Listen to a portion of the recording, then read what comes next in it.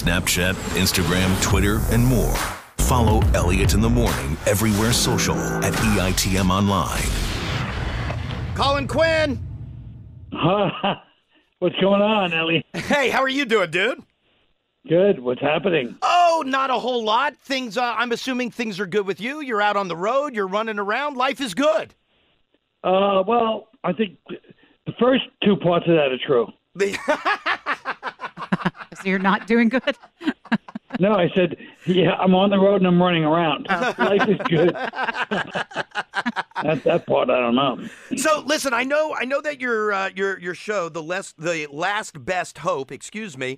I know that gets here next Friday to DC, and like I said, you've been running around and doing it. But do I classify this, Colin? Is it another one-man show? I mean, it's all stand-up at the end of the day. Thank you. And I wish I'd never used the phrase one-man show in my life. Because it gets in my, I feel like I don't know, but it's just, you're right. It's stand-up. Yeah, right. But you know where I think that problem, I don't even want to call it a problem. We should all have. It is a problem. No, we should all have your problems. No, because like when you did like go back to like Red State, Blue State, right? When you staged that in New York, or even you did it with this one, because because when you stage them in New York and it goes on for weeks and weeks, not like it's torture, but when it goes on for a while, it just seems like it's more than like, hey, come see Colin Quinn do stand-up. Come see Colin Quinn's show. So I feel like that's where you get looped into that one-man show thing. Yes, absolutely. And, but either way, I was responsible as anybody for doing it. So I look back and I'm like, you should have kept your mouth shut and stop calling it a one-man show. But I did do some one-man shows back in the 90s, but they were really one-man show. They were like characters, if you can imagine me doing such things. And like they had like staging and like acting type stuff I was doing, and they were funny. I mean, so I did do them. But that's not what I'm doing here. And you're right. All of these were stand-up. Right. And I can't imagine you doing a lot of characters. But I know that. But now, no. But now all I want is for you to bring them back. My characters? Yes. Yeah. No, I know. I mean, I did even on SNL, when I was on the news, when Norm was doing the news, I did like the lion. That was a character. Okay, yes, yes, and that's on national television, and that's I did Okay, that's but not again, Colin Quinn on stage for an hour and a half doing characters. No, but I mean, all my character stuff was funny, but yes, it was very. There wasn't a lot of vocal distinction. Let's just put it that way. Really? Yeah, that seems to be the area most people seem to be like, well, your voice is very specific. Hey, Colin, let me ask you this. So when you like you were doing this show in New York and then taking it on tour, do you, and listen, I understand not everybody can come to New York. Not every Colin Quinn fan can make the trip to New York to come see you. But do you kind of like that where you could settle into one theater and do it for an extended run? Or do you like kind of getting out and traveling it around night after night after night? Well, I would, if I could travel around night after night after night, I would like that better. But because you can do it 8 times a week in New York, then you can really work on it. But yeah, I mean, I would prefer to stay in one place. You can work it out, but it's not the same as going. You know what I mean? There's something about stand up, I feel like, where you're like, I can make people laugh anywhere. I'm going to prove this is funny anywhere. And like, that's the beauty of, if you're doing stand up, in my opinion, correctly, you can go anywhere and make people, laugh at the same things almost, Sure. There's always going to be some distinctions, of course, Hey, can I ask you this? I read somewhere, or maybe you said it somewhere, that like one of the hardest things about doing, and again, I don't want to call it the show, but just doing stand up, just doing your act. Yeah. And it's never really dawned on me. I love comedy and I love going to see comedians. But it never dawned on me until I saw you say it, where you said like one of the hardest things, like, yes, you have to write jokes and they have to be funny and that's what you do. But it's memorizing the act is so hard. Yeah, only in the past year have I really been thinking about that. But you're right. I did say that because that's the people. Every comedian has so much material that they let go just because they didn't memorize it and all this stuff. Where so that's why you have to go on your whole life. You have to go on all the time. People say, "Oh, you have to test out your material." Yes, but you also have to memorize it. And it's really and you can't really memorize. You can memorize it without an audience, but we're too lazy to do that. And and then it's going to change anyway because once the crowd is there, like the crowd edits your act. Right. Like the more I think about stand-up, I'm like, oh my God, it's that kind of a complex thing. So it's like not only are you memorizing, but then it's going to change because the audience edits by the energy, their response. It just changes the whole dynamic. Hey. They always say the observer effect. Right. It's the same thing with stand-up, That's an observer effect. Hey, do you ever kick yourself in the middle of a set where, like, you're going along and for whatever reason you get a brain fart or whatever it is, and you not where you intentionally edit, but all of a sudden you're like, oh, crap, I forgot I wanted to go from this joke or whatever to that joke, yes. and I skip. Yeah. Do you ever go, like, do you allow yourself to go back, or do you just go, F it, I can't go back and get that one?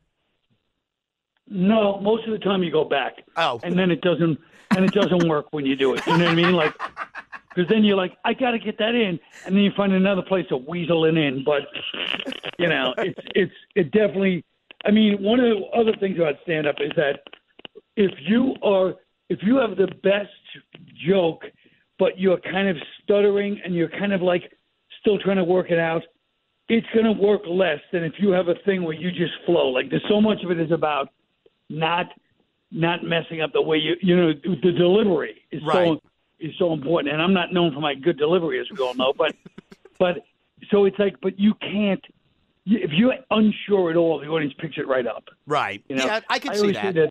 Yeah, the main things in stand-up to me, that if I was ever going to teach stand-up, which I would never do because it's not that much money, but is I would teach. The first thing I'd say is the only thing you're never allowed to be on stage is uncomfortable. You're not allowed as a comedian to feel uncomfortable on stage. You can feel it, I guess, but you can't ever be like, hey, guys, this is uncomfortable for me. No. If you're performing in front of 3 people that hate you, if you're performing in front of 3 of your family members and you're bombing and they hate you, you can't feel uncomfortable. That's the main thing in comedy, in my opinion. Hey, when you were starting out, did you live by that rule or did you have uncomfortable nights? Oh, I mean, I bombed all the time, but but a couple of times I felt like, like I feel uncomfortable, and then I was like, you're not allowed. You're not allowed. That's the whole thing about comedy. If I performed in in hallways in under circumstances where it's like, oh, you go into a hospital to perform, and it's people are very sick, and the show's going to be in the hallway for the 10 doctors and a couple of patients are going to come out and you can't be like, hey guys, I hope everybody's okay. They're there to laugh. You're there to make them laugh. Nobody wants to hear your sympathy. They hear it all day. You know what I mean? You're not a Hallmark card. So that's what I mean. You know what I mean? Like, and the doctor, they're in the middle of a shift. You're stopping everyone going, hey, I'm funny. So you try to make, I'm saying if you don't get them to laugh, that's fine. But you're trying to get them to laugh. And you can't be like, oh, this is a weird position to be in. This hallway is not right for comedy. You know what I mean? Like, you just have to. That's what I mean. I just like that now, as we are in 2022, you're back to performing for sick people again. I know. Oh God, this whole thing. I just think of how it's going to be historical. What it's going. When we look back, we're going to be like, oh Jesus. It's one of those weird things. But didn't you early on? Weren't you one of the ones that said COVID saved us? Yes, COVID saved us, definitely. I mean, the Civil War was delayed a few years thanks to COVID. That also. But now you've had it twice, right, Colin? I had it twice, yeah. The first one was, and correct me if I'm wrong, the first one was like pre-vaccine. Like you got like the original, like you were one of the first ones out of the box to get it. I did. And then the second time you got it, which I think was not too long ago, hopefully you'll be cleared by next Friday, was the after being vaccinated and boosted and the whole deal. I'm assuming the first one had to be way worse. The first one was way worse, but the second one was kind of bad, and but it didn't last that long at all, And then, but now I know a few people that have been getting it lately that are pretty sick. You know what I mean? And I'm saying it's kind of weird. Like whatever's going on with this. Remember, everybody's like Omicron. It's you don't get many symptoms. But I know a couple of people that are not that old and they're pretty sick. Oh, no kidding. I don't like to hear that. Hey, but go back to the first time you had it though, Colin. Like, did you lose like smell and taste and all of that? I did, but not for long. Oh, because good. Also, I got to get the monoclonal antibodies, which were available if you had like some other pre-existing condition. So I had a heart attack about 2 years before. Right. So I used that to get the monoclonal treatment, and I have to say, it worked so good. I was so sick. I got the monoclonal. They go in about 36 hours, you'll start feeling better. And I was like, and here's the worst part: is I had given my wife COVID, so now I'm better. She's sick. She got really sick. Right. So now I have to pretend that I'm still sick because how mad she was anyway that I gave it to her. And now if I'm walking around the house all happy, so I have to sit there and just kind of act like, hey, how you doing? And she's like, are those antibodies working? She doesn't even get to get them because, so I'm like, yeah, they're working a little bit, but meanwhile they're working great. I still haven't really told her that, but she sensed something was up. And how long, Colin, was it? You guys got married not pretty quickly before the pandemic, but it wasn't too long beforehand. No, but I mean, it had look, like I said, the marriage was fine until I gave her COVID. And I'm telling you, and she had, I mean, I shouldn't be joking about it, but she had long-term COVID. Like she was really sick, and she's a very healthy person, and she wanted to kill me. She wanted to kill me. I could just see it. You never saw a better behaved guy in a relationship than me. A phonier, better behaved guy. I mean, for months I was like, yes, well, yeah. Oh, everything, yeah. Of course I want to watch. Yeah. Yeah, that's it. I didn't have one TV show suggestion. I didn't have nothing. I said nothing. Oh, just compliments and attention and watching stupid TV shows that I hated.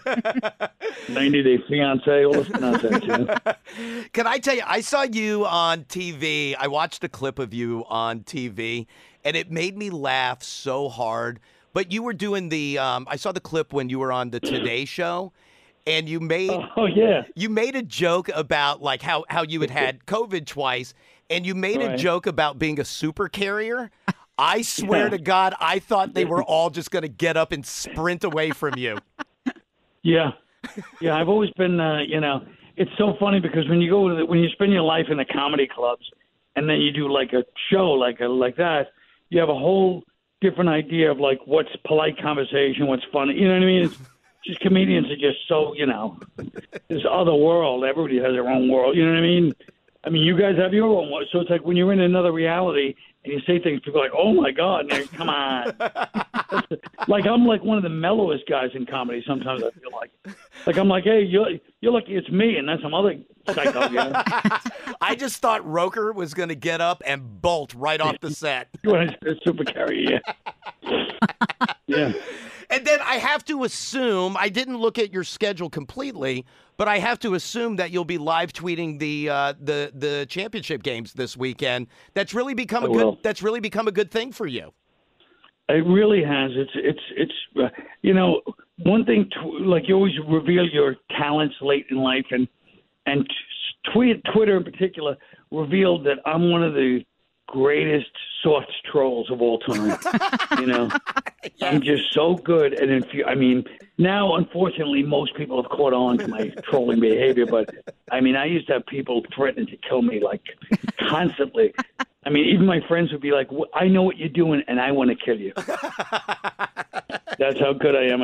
And now with sports, I'm really good at it because, football, I'm always saying the thing where, like if they throw 2 touchdowns, I'm like, they got to keep it on the ground now, People are like, why would they keep it on the ground? I love it, though. It makes me laugh so hard. Yeah, it's really infuriating. All right, the last best hope, Friday, February 4th at the Miracle Theater. Go to themiracletheater.com for tickets and information. Colin Quinn, you're the best. I appreciate the time, sir. Thanks for having me. Hey, you got it, buddy. Bye.